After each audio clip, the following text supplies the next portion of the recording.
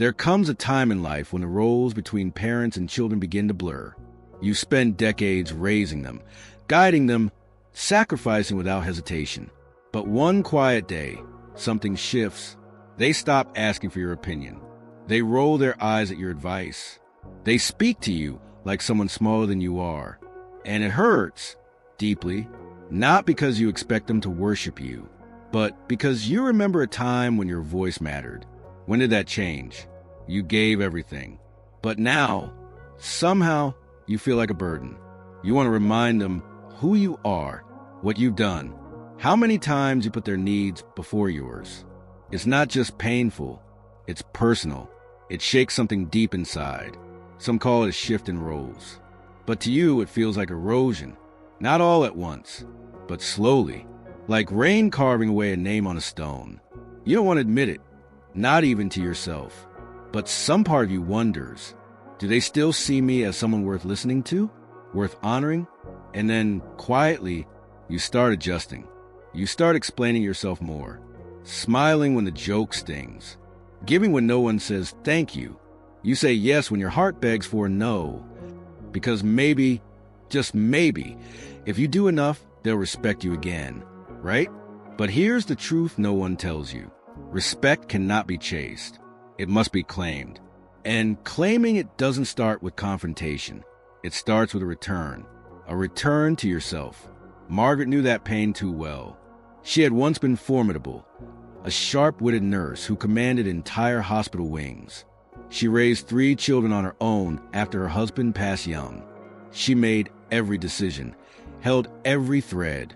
But now, in her 70s, she found herself hesitating before speaking, waiting for her son to finish a sentence, even when he interrupted, clearing her weekend to babysit, even when she had plans, smiling when her daughter said, "Mom, that's not how the world works anymore."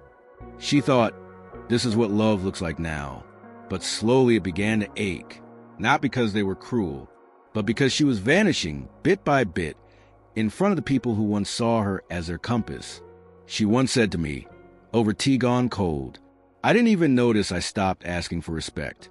I just wanted peace." But peace without dignity is not peace. It's silence dressed as a sacrifice. This video isn't about blame. It's not about accusing your children or listing everything they've done wrong. It's about you. It's about reclaiming something no one else can give you, your sacred place.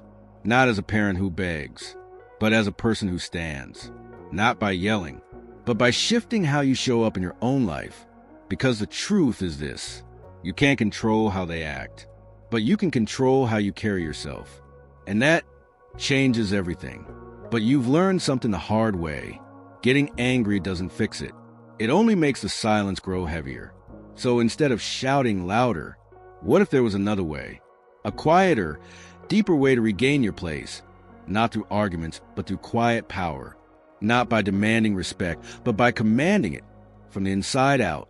Over the next few minutes, I'll share 6 deeply human, gently powerful actions you can take. Not just to feel respected again, but to rebuild the emotional strength that life, time, and silence may have chipped away. These actions are not about revenge. They're about restoration. They won't make your children perfect, but they will change the way they see you. And more importantly, they'll change how you see yourself. So stay with me, not just with your ears, but with your heart.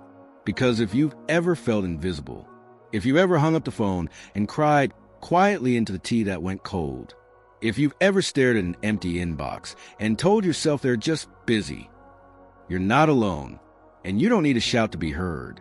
Sometimes the most powerful thing you can do is stop chasing and start becoming. We begin with a question most parents never think to ask. What if the reason they don't respect me is because I've shown them I don't expect it? The first action, gentle but radical, is this: stop chasing their approval. And it's not easy. We've been conditioned, especially as we age, to believe that our value depends on our usefulness. That love must be earned through service, through silence, through sacrifice. But the more you overextend, the more they assume you have nothing else to do. The more you accommodate without being asked, the more they expect it, not appreciate it. That's not love. That's erosion in disguise. I once knew a father who rearranged his entire week just to pick up his grandson, without being asked, without a thank you. One day, he couldn't make it. You know what they said? Why didn't you say something sooner? Not thank you, not we'll manage, just inconvenience. Why? Because what was once a gift had become a given. If that sounds familiar, please know this. You are not wrong for wanting closeness. You are not weak for wanting love. But you are not meant to beg for it. Starting now, we stop the chase. We step into something deeper than their approval, our own self-respect. And from there, everything begins to shift, not overnight, but steadily, like light returning through a window you forgot to open. So as we step forward into the next action, let this be your first reflection. What if dignity doesn't come from what I give them, but from what I stopped giving away so easily? You're not just their parent. You are still a person. And that person deserves to be seen. Even if the seeing takes time. Even if it begins with you. Action 1. Stop chasing their approval. What if the respect you crave only returns when you stop needing it? It's a hard truth wrapped in soft fabric. You want to be loved. You want to be heard. You want to matter. So you do what you were taught. You give. You accommodate. You smile. Even when your heart says no, you say yes to last-minute favors. You rearrange appointments. You cancel plans just to be available. And every time you think, maybe this time they'll see, maybe this time they'll thank me, but they don't, because something invisible has shifted. They no longer see your giving as love. They see it as obligation. Margaret had always been a woman of strength, a single mother who juggled 2 jobs, raised 3 kids, and still found time to bake birthday cakes from scratch. She never asked for thanks. She just wanted her children to have more than she did. But somewhere between their 20s and 40s, something changed. They stopped asking for her advice.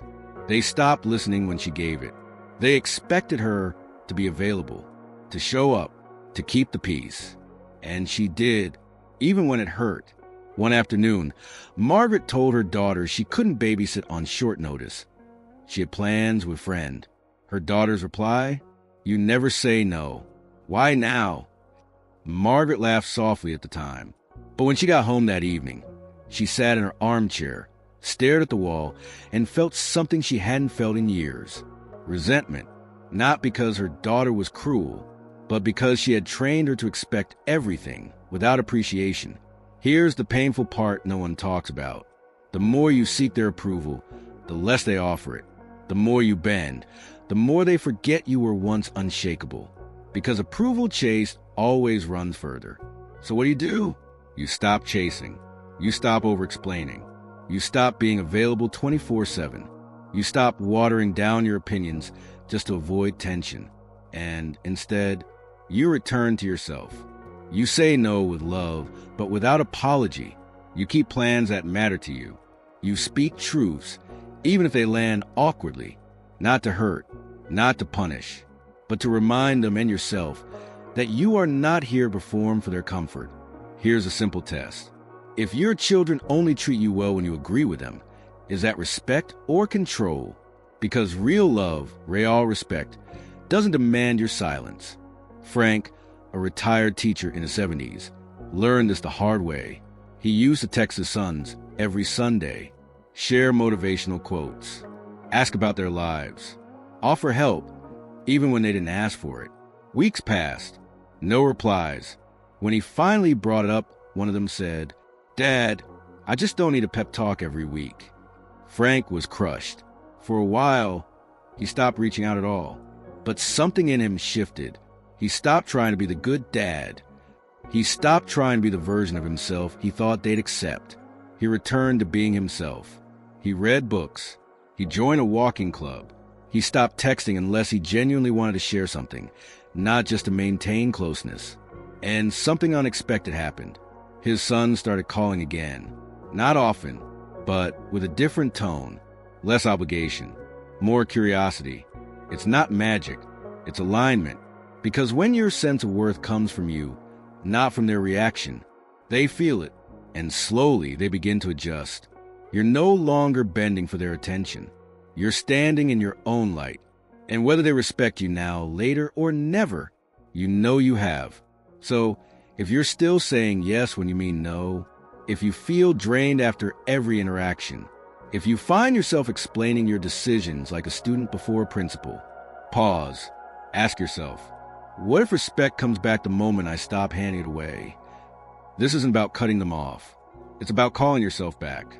Because when you stop needing their approval, you make space for something deeper to grow, not just between you and them, but inside you. And the roots of that quiet self-respect, they grow strong, even in silence. Action 2. Don't argue, lead by example. What if every argument you've had with your child was a silent request to be seen? We raise them to listen, to say please and thank you, to show respect to elders. But somewhere along the way, we start fighting for the very values we once taught them. You offer advice, they roll their eyes. You try to share experience, they laugh or interrupt. You voice your concerns, and they call it controlling. The instinct is strong, to fight back, to defend yourself, to prove you deserve to be heard. But here's the part no one tells you. Respect can't be forced with words. It must be modeled with presence. Frank used to raise his voice. He had spent 30 years as a school teacher. Kids listened to him. They respected his authority. But at home, it was different. His grown children barely looked up from their phones when he spoke. They made jokes at his expense. They dismissed his advice like it was coming from a stranger, not their father. At first, he pushed back. Don't talk to me like that. I'm still your father. You wouldn't be here if it weren't for me. But the more he fought, the more distant they became. One day, during a birthday dinner, his daughter laughed when he mispronounced the name of a new app. He snapped. He stood up and said, "Maybe you should learn some manners before teaching your kids anything." The room went quiet. His granddaughter stared at her plate. His daughter didn't speak to him for 2 months. He came to a painful realization. Arguing didn't restore his place in the family. It confirmed their belief that he was out of touch, that he was old-fashioned, too emotional. And in that space of silence, Frank found something else, a new approach. He stopped demanding their respect. He became the example of it. He spoke less, but with calm. He stopped correcting their tone and started watching his own. He led with stillness, with patience, with quiet strength. At first, no one noticed, but slowly, they began to sit differently around him. His daughter began asking about his garden. His son called to ask how he handled stress when he was younger. They stopped laughing when he spoke, because they no longer saw a man trying to prove himself. They saw a man rooted in his own worth. There's a deep, ancient power in stillness. Think of the elders who inspired you growing up. Were they loud? Did they argue to be heard? Or did they move through rooms with quiet certainty? Here's what we forget in the heat of emotion. The louder you shout, the more they shut their ears. The harder you push, the quicker they pull away. But when you lead by example, when you hold your tone, when you take a breath before reacting, when you refuse to mirror their disrespect, you teach something stronger than words ever could. Helen, a soft-spoken grandmother in her late 70s, learned this after years of strained conversations with her eldest son. He was always impatient, quick to snap, dismissive when she shared her thoughts. At first, she tried to correct him, tried to remind him of how she raised him, tried to argue her way back into his heart, but it only created distance. Then she changed. She stopped debating. She began listening, truly listening. And when he grew rude, she'd gently say, "You may speak to me when you're ready to do so with kindness." No anger, no guilt, just dignity. He would roll his eyes, leave the room, but over time, he stayed longer, spoke softer. And one day, quietly, he said, "You're not like other people, Mom. You make me feel safe." That's the effect of quiet strength. You don't win respect by proving you're right. You earn it by showing you're rooted, not in ego, not in pride, but in principle. So the next time they cut you off mid-sentence, don't raise your voice. Raise your presence. When they mock your ideas or tell you you're too sensitive, don't defend. Reflect Pause. Lead. Because when they see that their disrespect doesn't shake you, that you don't stoop to meet it, they begin to rise. And if they don't, you still walk taller. You still speak with grace. You still hold your dignity in both hands, untouched. Here's your quiet reminder. If you want them to respect your voice, first let them feel the strength of your silence. Say less. Stand taller. Lead the way. Because the ones who walk with quiet conviction are often the ones remembered long after the noise fades. Action 3. Withdraw your emotional dependence. What if the ache you feel comes not from their absence, but from needing them too much? It's one of the hardest shifts in parenthood. Not diapers or teenage years or first heartbreaks, but realizing you can't lean on your children the way you once did. Not for closeness, not for comfort, not even for a call. You love them more than words allow.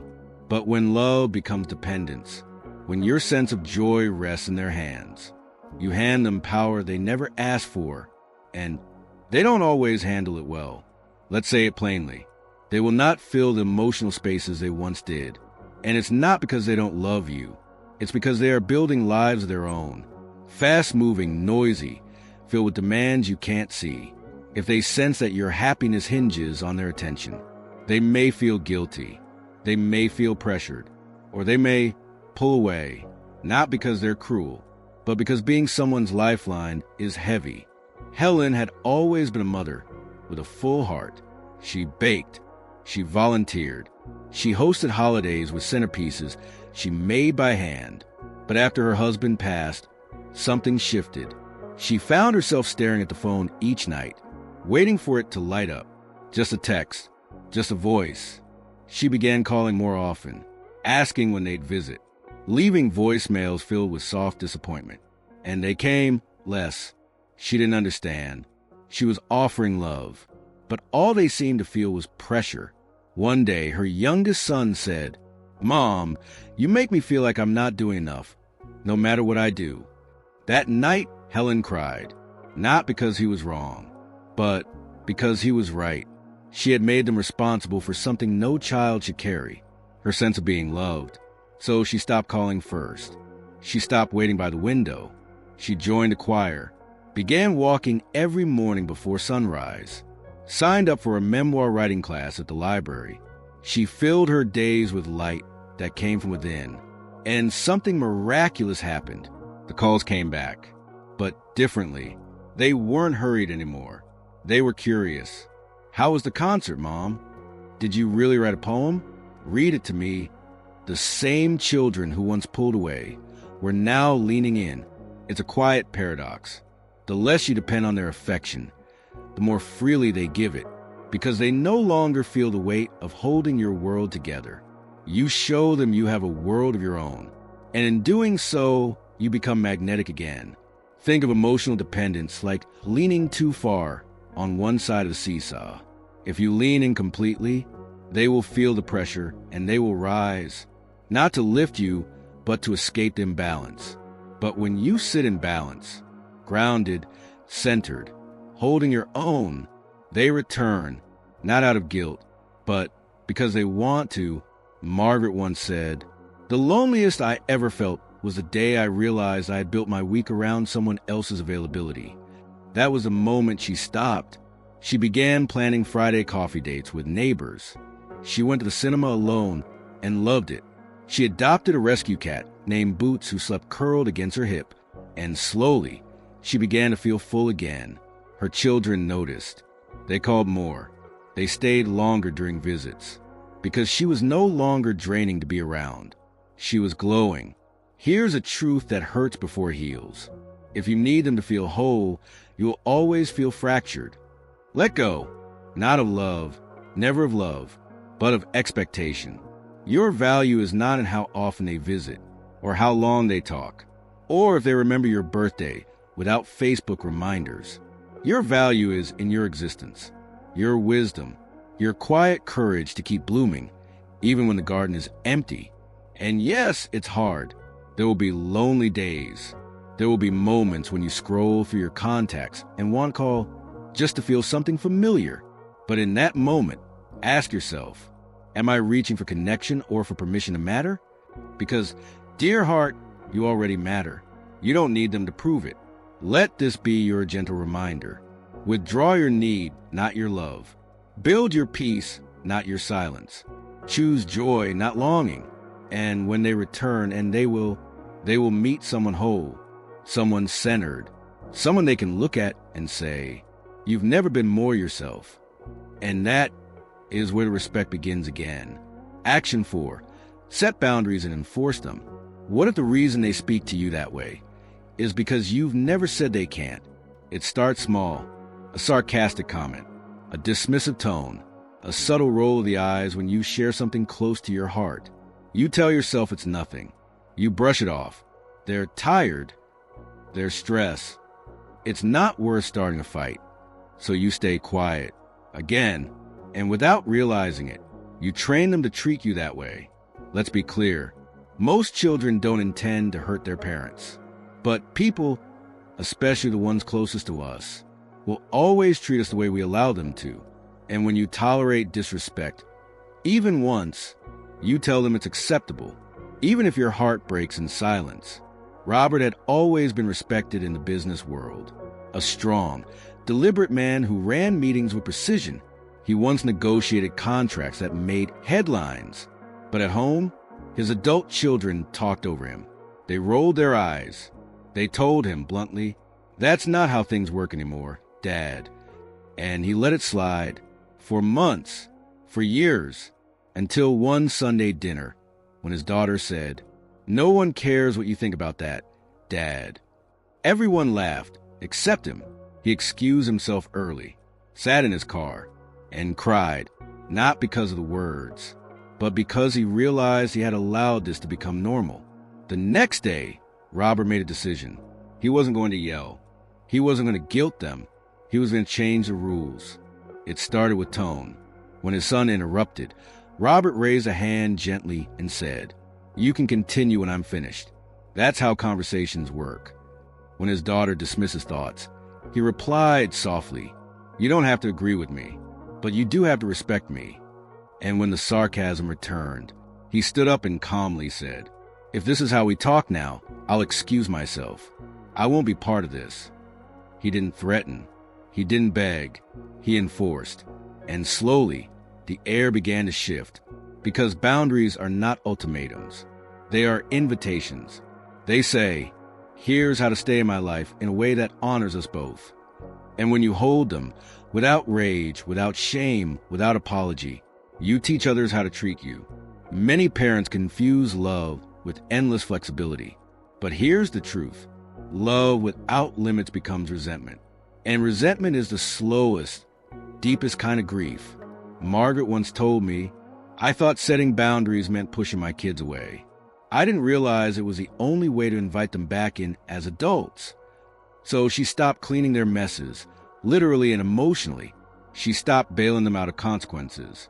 She stopped staying silent to keep the peace. And she said something that changed her entire relationship with her youngest. "I love you deeply, and I will no longer tolerate being spoken to like I'm less." The next few weeks were tense, but her daughter came around, softer, more respectful, more present, because she knew the rules had changed, not with drama, but with strength. Setting boundaries doesn't mean building walls. It means building doors with locks you control. Here are some quiet boundary phrases that change the dynamic instantly. "I'm not comfortable with that tone. Let's try again. I won't continue this conversation if it turns disrespectful. You're free to feel how you feel, and I'm free to protect my peace. We can disagree, but we will do it with kindness or not at all. And here's the key. You must follow through. If they cross the line, leave the room, end the call, delay the visit, not to punish, but to protect your peace. You are not too old to draw the line. You are not too loving to say enough. You are not too afraid to be respected. Boundaries don't make you difficult. They make you dignified. And yes, it will feel uncomfortable at first. You may doubt yourself. You may feel guilty. You may fear they'll walk away. But ask yourself this: what have I been sacrificing just to be tolerated? Because you deserve more than tolerance. You deserve reverence. And that begins with how you treat yourself. Robert once told me, the first time I enforced a boundary, I felt like I'd ruined the relationship. But the second time, I felt like I'd saved myself. That's the shift. You stop begging for a seat at the table, and you build a chair so strong, they stop trying to knock it down. So today, ask yourself, where have I allowed disrespect? What have I stayed silent about? And most importantly, what will I no longer accept, even from the ones I love? Because love without respect is not love worth keeping close. Boundaries are the bridge between love and dignity. And once you build them, you'll walk with more peace than you've known in years. Action 5. Stop giving without appreciation. What if the more you give, the less they value it? It feels impossible at first. To imagine that love, real, sincere, sacrificial love, could be met with coldness, with silence, with a shrug. You offer your time, your help, your money, your presence, and still it's not enough, not even noticed, sometimes not even returned. And you sit there, staring at the quiet after they hang up the phone, wondering how it came to this. Have I done too little, or have I done too much for too long? Here's the bitter truth wrapped in gentle words. When you give too freely without boundaries, you teach others to stop seeing the value in your presence. It's not that they're ungrateful by nature. It's that you've removed the pause. You've taken away the moment where gratitude lives. That breath between gesture and appreciation. And when there's no pause, no hesitation, no space for them to see your effort, it disappears into expectation.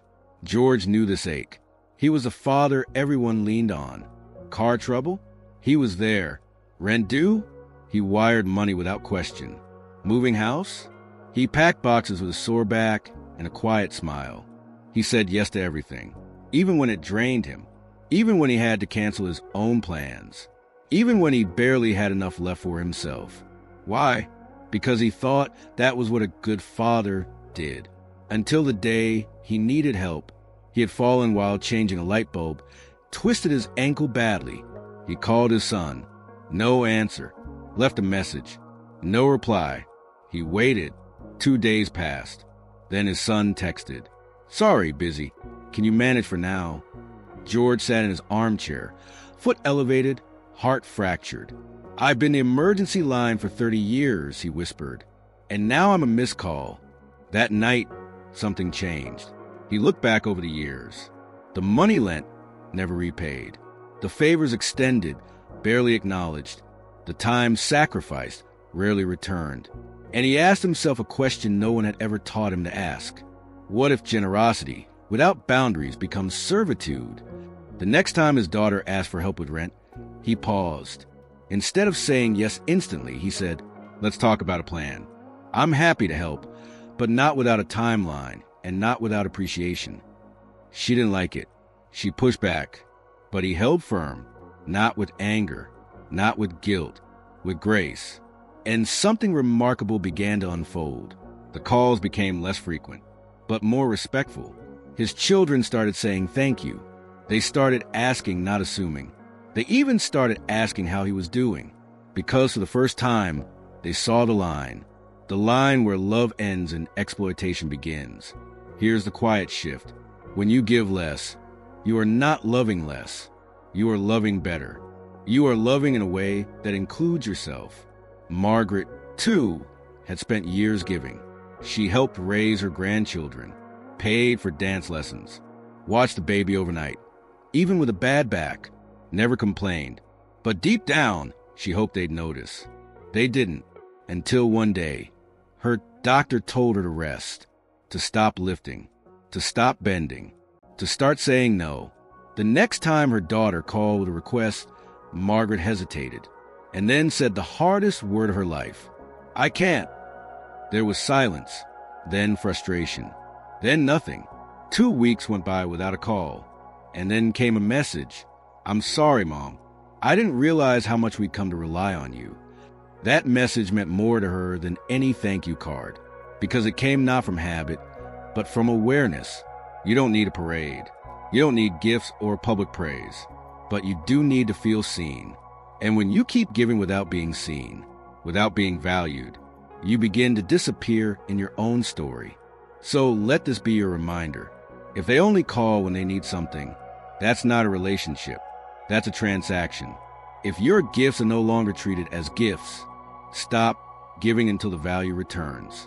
And if your love has become an invisible labor, step back, not to punish, but to preserve what's left of your peace. Here's a practice to try. Before you give anything, pause and ask, will this help me feel closer to them or further from myself? Am I giving because I want to or because I feel I have to? What would change if I waited and let them come to me? Because when love is laced with obligation, it loses its warmth. But when love is offered from fullness, it becomes sacred again. George told me something once I'll never forget. The first time I said no, I felt cruel. But the second time, I felt free. Free to give on his terms. Free to receive appreciation in return. Free to be more than just the helper. To be a whole human again. So today, stop giving without gratitude. And start protecting the one thing you've earned through years of sacrifice. Your self-worth. Because when you give from a place of value, they feel it. And if they don't, you still walk away with something priceless. Your dignity, intact. Action 6. Build a life outside of them. What if the reason they don't respect you is because they believe you have nothing else? That's a brutal question. But for many, it's the one hiding beneath the silence. They love you, but they've stopped being curious about you. Why? Because somewhere along the way, your world shrank to fit theirs. Your schedule built around their needs. Your emotions tied to their calls, their visits, their moods. Your stories always from the past, never the present. You became available, dependable, predictable, but never vibrant. It's not your fault. You did what parents do. You gave and gave and gave. But here's the consequence no one warns you about. When your children become the center of your emotional universe, you disappear from your own life. And when they don't see a life inside you, they stop seeing you as someone with a story still unfolding. Eleanor felt it slowly. After her husband died, the silence in the house was unbearable. She filled it with calls, messages, endless checking in. How are you? What do the kids eat? Do you need anything at the store? She thought she was staying close. But in truth, she was holding on. And her children? They began visiting less, calling shorter, sounding more distracted every time. Until one day, her son said, without malice, just exhaustion, "Mom, you got to do something for yourself." At first, it stung. "What do you mean? You are my something." But then she looked around. The house was full of family photos and completely empty of herself. That night, she made a promise, not to be less loving, but to be more alive. She found a flyer in the grocery store for a book club. She joined. She hated the first book, but she laughed for the first time in weeks. She took a cooking class, started volunteering at a senior center, planned a solo trip to a coastal village she had dreamed about for years. And something incredible happened. Her phone began ringing again, not because they needed something, but because they were curious. "Mom, you went where? What was that dish you made last week?" They began seeing her not as a lifeline, but as a lighthouse. You see, people are drawn to those who are in motion. And when you start moving again, emotionally, mentally, socially, they feel it. You're no longer the waiting figure in the window. You are a presence in the world. That shift, it pulls them closer. Not from guilt, but from wonder. Let's be practical for a moment. What does building a life outside of them really look like? It doesn't mean ignoring your kids. It doesn't mean becoming a stranger. It means this: choose one thing each week that is only for you. A new class, a small adventure, a project, a walk. Reconnect with old friends. Call that person you haven't spoken to in years. They're probably waiting too. Learn something new. Technology, music, a language. Your brain still dances when given the chance. Create something. A garden, a journal, a quilt, a playlist. Serve somewhere. Someone needs your wisdom. your story, your steady hands. You don't have to be busy. You just have to be engaged. Because here's the truth. They respect people who have something to lose, something to protect, something to come home to besides just waiting for them. If you have a full life, a rich rhythm of your own, you will never feel like an afterthought again, because your existence will speak for itself. George once said something after he began painting in retirement. For years, I was just Dad. Now, when I pick up that brush, I'm George again. And they respect him more than they ever respected the version of me who just waited around. That's it, isn't it? They don't want to visit someone who's just waiting. They want to visit someone becoming. If you're reading this and thinking, but what if they think I've stopped caring? Let them be surprised. Let them wonder. Let them adjust. Because your job is not perform devotion. Your job is to be whole. So here's a small but powerful phrase to hold. I am allowed to have a life they know nothing about, and they are allowed to slowly realize how much it suits me. Your joy is not a betrayal. It's a reminder you're still here, still growing, still becoming, still worthy of attention, not because you gave life, but because you still live it. Today, ask yourself, when was the last time I did something just for me? What would I love to try if no one else was watching? What part of me have I neglected in the name of staying useful? And then begin again, not for them, not for the applause, but for the part of you that's been whispering for years. Please don't forget me, because when they see you rising, becoming, glowing from within, they will return, not because you demanded it, but because they saw, once again, the light that raised them. And this time, they'll want to stay near it. Deep reflection. What changes when you reclaim yourself? What happens when you stop needing to be needed? What shifts inside a person when they stop waiting at the window and instead walk into the light of their own life? The answer isn't loud. It doesn't come with applause. No one throws confetti when you stop chasing approval. There is no ceremony when you reclaim your boundaries. But something sacred unfolds, quietly, like breath returning. Like the first breeze through a room that's been sealed too long. You begin to remember who you are. You laugh differently, not to soften tension, not to win affection, but because something in you has space again. You say no without guilt. You say yes only when it comes from joy. And people notice. They don't always know what's changed, but they feel it. You become rooted, not in them, not in their moods, not in the unpredictable tides of how they treat you. Rooted in you, reclaiming yourself is not about becoming someone new. It's about returning to someone old, someone wise, someone who is always there, beneath the bending, beneath the waiting. Margaret used to say, I thought I was losing my children, but really, I had just lost myself in them. And when she stopped overgiving, when she drew lines with love instead of silence, when she started gardening again for the simple pleasure of color beneath her nails, she glowed. She didn't tell them she had changed. She didn't demand that they adjust. But one by one, they did. Because something happens when you no longer try to be easy to love. People begin to meet you where you stand. Not because you made it convenient, but because you made it clear. This clarity changes everything. Conversations become calmer. Your voice no longer trembles with unspoken hope. Your eyes no longer scan for signs that you've done enough. You stop performing, and you start being. And that being, calm, whole, grounded, is magnetic. There's a phrase I once heard from a quiet woman who had been disrespected most of her life, by partners, by children, by her own inner doubts. She said, I realized I wasn't asking for too much. I was just asking the wrong people in the wrong way, at the wrong time, to give me what I had stopped giving myself. Let that sink in, because the moment you begin to give yourself love, respect, time, permission, you stop bleeding for people who never learned how to treat you right. What changes when you reclaim yourself? You sleep better. You smile slower. You answer the phone without dread.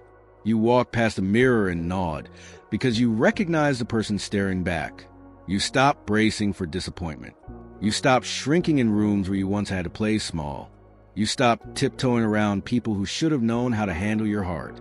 You do things alone and don't feel lonely. You take yourself to lunch. You sit by the window with a book no one recommended. You buy flowers just because. You say things like, "I'm not available that day. I have plans. I need to rest." And those small sentences, so unremarkable to others, become revolutions inside you. Eleanor once told me, during a quiet afternoon tea, "I used to cry when they didn't visit. Now I smile when they do. But I no longer rearrange my life to make it happen. I'm too busy living." And that's the shift. You move from longing to living, from fear to fullness, from invisibility to presence. Let me ask you something tender. When was the last time you felt proud of yourself without needing anyone else to clap? When was the last time you sat with your own thoughts and didn't rush to fill the silence? When was the last time you felt like you mattered? Not because of what you did for them, but because of who you are, because of what you've survived, because of the warmth you still carry, the wisdom you still offer, the beauty in your stillness. You've earned your peace. You walked through decades of sacrifice, carried burdens without asking for credit, and now in this chapter, you get to be your own anchor. So let this block be a mirror. Look at the life you've started to reclaim, the hobbies you've returned to, the boundaries you've built, the energy you protected, the smile you're starting to trust again. None of it is small, because every small act of self-respect is a flame, and soon it becomes a fire, and that fire lights the way home to yourself. You are not waiting anymore. You are becoming. You are not depending anymore. You are discovering. You are not chasing anymore. You are choosing, and that is where everything begins to change. Somewhere in a quiet house tonight, an older woman is washing the same dishes she washed yesterday. The phone hasn't rung. The room is still. She glances toward a family photo framed on the counter, smiling faces from a time when she was still the center of their world. Now, she's not sure what she is to them. Important? Useful? Invisible? She feels it, though she wouldn't say it out loud. They don't see me anymore.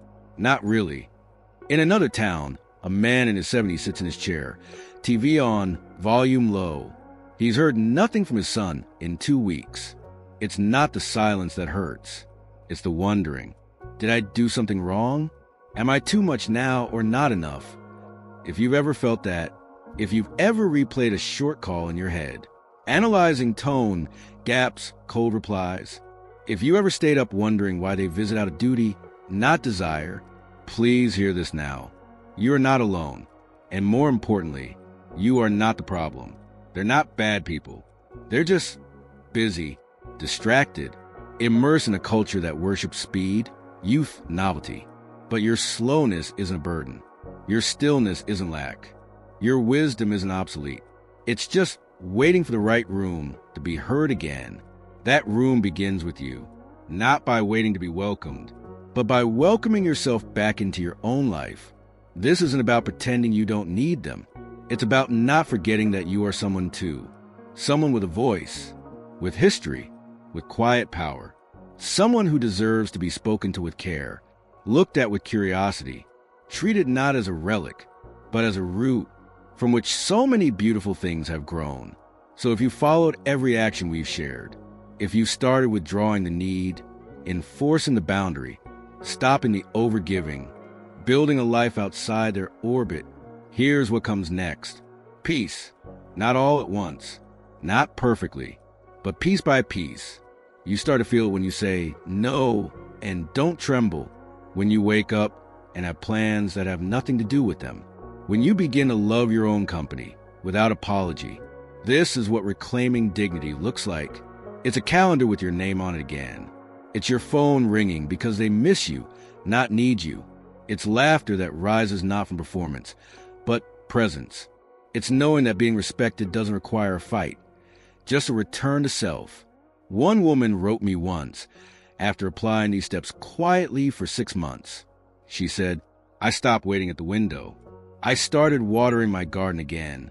Now, when they visit, they sit beside me in the sun, not because they need me, but because they see me blooming again. That's what this was always about. Not control, not punishment, not withdrawal. Just a slow, loving return to your own center. And from that center, you begin to shine again. Let me speak now to the heart still hurting, to the one who's tried all of this and still feels unseen. Please don't give up. Sometimes, transformation happens in silence. Sometimes they won't say they notice, but they feel it. And even if they never change, you have, and that matters. So let this video be more than comfort. Let it be a mirror. Let it be a beginning. You are allowed to be whole again, to be respected, to be emotionally independent, to be deeply at peace, whether they notice or not. You've done enough for others. Now, it's time to do something bold for yourself. Choose your own life, not as a reaction, as a reclamation. And if one day they call you and say, "You seem different, Mom. You sound strong again, Dad," you can smile gently and say, "I am," not because they came back, but because you did. So today, close the video. Step outside. Make tea. Text a friend. Write one page in that journal. Call that number. Cancel that thing you didn't want to do anyway. Breathe. Stretch. Begin again. And remember, the respect you deserve begins within you. And when they see you standing tall, even in your silence, they'll remember, too. Thank you for being here. Thank you for choosing yourself. If the story touched you, leave a word in the comments. Reclaiming. Let's make that word a whisper pass from hand to hand. A reminder to every parent who's forgotten their own strength. Because your life isn't over. It's beginning again on your terms. And that is something worth respecting.